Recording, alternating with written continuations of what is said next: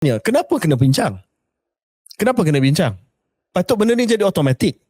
Kalau betul-betul nak bawa reformasi institusi, selagi you adalah ahli parlimen, selagi orang itu adalah ahli parlimen, ahli Dewan Rakyat yang dipilih, dia dengan automatik akan mendapat peruntukan dengan syarat-syarat peraturan-peraturan yang ditetapkan oleh ICU, Unit Penyelarasan Pelaksanaan ataupun agensi yang berkenaan. That should be the case. Kenapa pula nak kena bincang dengan TPM? Apa benda ni nak bincang? Dia dah menang. Dia wakil rakyat. Tak kisahlah dia daripada PAS ke, dia daripada Bersatu ke, dia daripada Warisan ke, dia daripada KDM Parti ke. Selagi dia adalah wakil rakyat, dia sepatutnya dapat. Barulah reformasi institusi. Assalamualaikum warahmatullahi wabarakatuh dan selamat kembali bersama dengan saya Khairi Jamaluddin. Saya nak ucapkan terima kasih kepada semua. Please hit the subscribe button dan jangan lupa untuk subscribe dan give us a like. Anyway, yes, nak cakap pasal Sadiq. Sadiq. Your favorite guy. You got two favorite people now, right? Hisham Jalil and Syed Saddiq.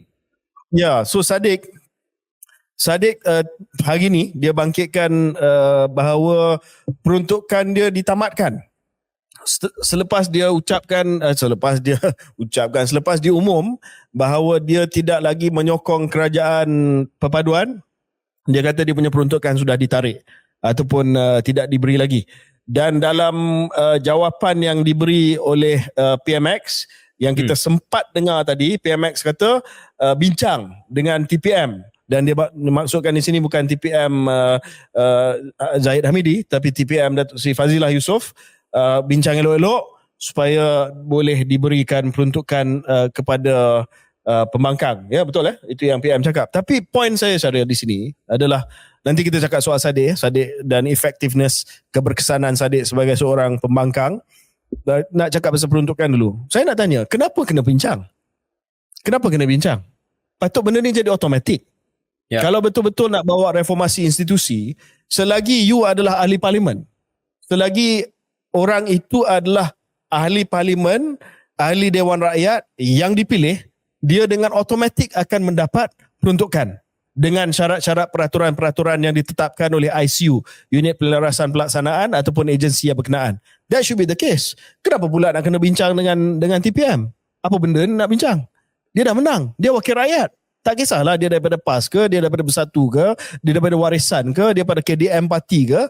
Selagi dia adalah wakil rakyat, dia sepatutnya dapat. Barulah reformasi institusi. Syaril?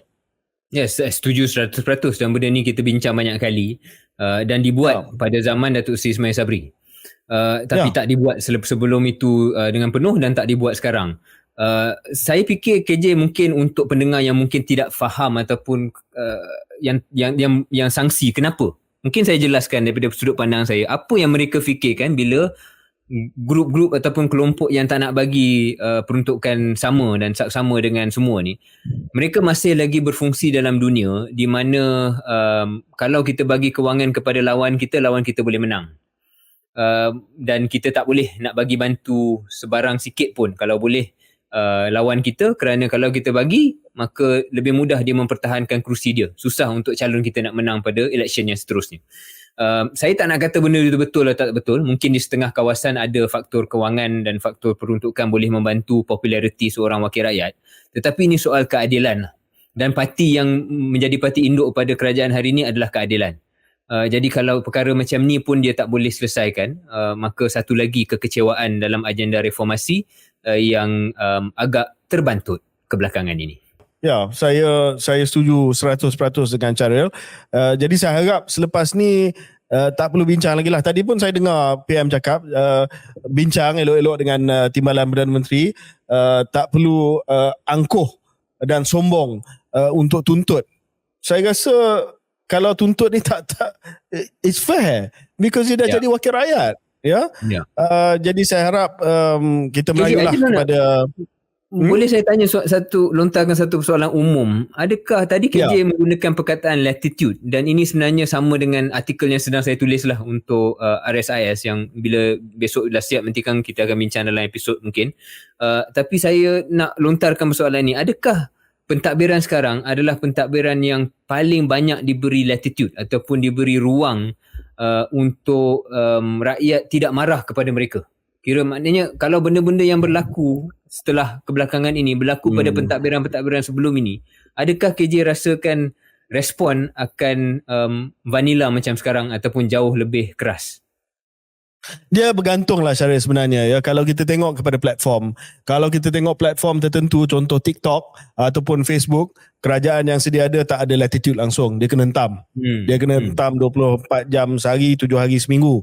Tetapi kalau kita pergi kepada Darul mereka, Darul PH, contoh X dulu dikenali sebagai Twitter, tu memang latitude besar lah. Latitude ni dalam bahasa mudah kasih chance lah ya. Dia bukan longitude, latitude ni dia kasih chance. Kita kena cari perkataan Melayu, belum jumpa lagi. Latitude tu apa? Kita cadang kepada DBP, LATITUD, latitude. Ya.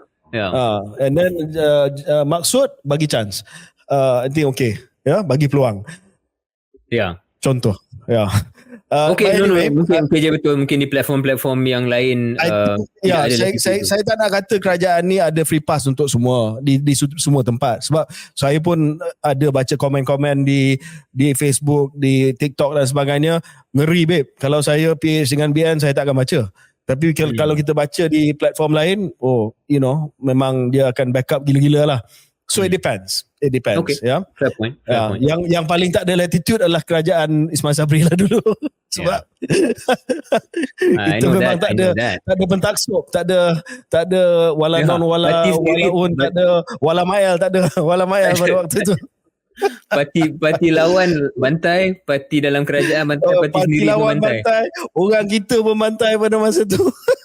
We must have been doing something right, I think. Yeah, good times. Okay, back to Saddiq.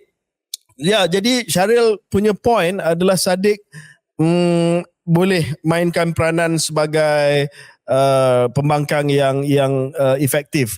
Ya, saya rasa kadang-kadang okey, tapi kadang-kadang dia also excitable and carried away by the moment. Dia kadang-kadang dia nak first hari pertama tu memang dia punya punch sampailah.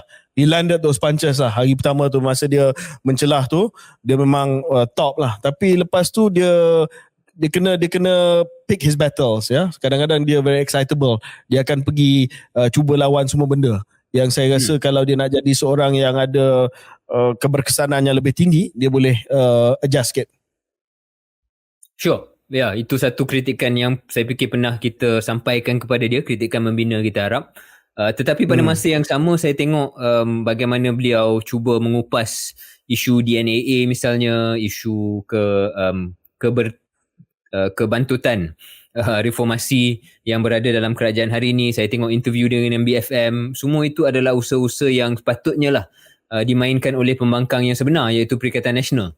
Nampak usaha-usaha itu belum lagi dapat dibuat pada tahap yang sama. Betul, ada kekurangan juga dan kelemahan yang beliau Saddiq perlu perbaiki, tapi ada juga benda yang positif ataupun yang efektif yang mungkin PN boleh contohi. Tapi satu benda yang menarik hari tu saya tengok masa Saddiq berucap, dia ada sampai 4 telefon yang merakam dia. Do you see that? He's the politician of his generation lah. Dia ada stand untuk 4 telefon. I saw that. Saya gelak. Bobby tak pernah beli saya stand untuk 4 telefon. Dah lah saya tak ada 4 telefon. Tapi dia 4 phones. What do you think he's using those phones for? So someone said, saya tak tahu betul atau tidak, satu untuk setiap platform. So the TikTok angle will be different, the Instagram angle might be different. So dia tak puas hati setakat cross post. Dia kena ada angle yang lain juga, filter yang lain juga. Saya tak tahu ni betul atau tidak, but that will be my guess. That's why dia ahli parlimen dan kita bukan ahli parlimen, sebab dia punya level ni dah lain macam dah. Dia ada semua angle lain, filter lain. Kita pukul rata cross post. Kita ni dah jadi boomers lah. Kita agak boomers berbanding dengan dia lah. He is a politician of the Gen Z generation, which we are emphatically not. Okay, kita akan break dan kembali selepas ini.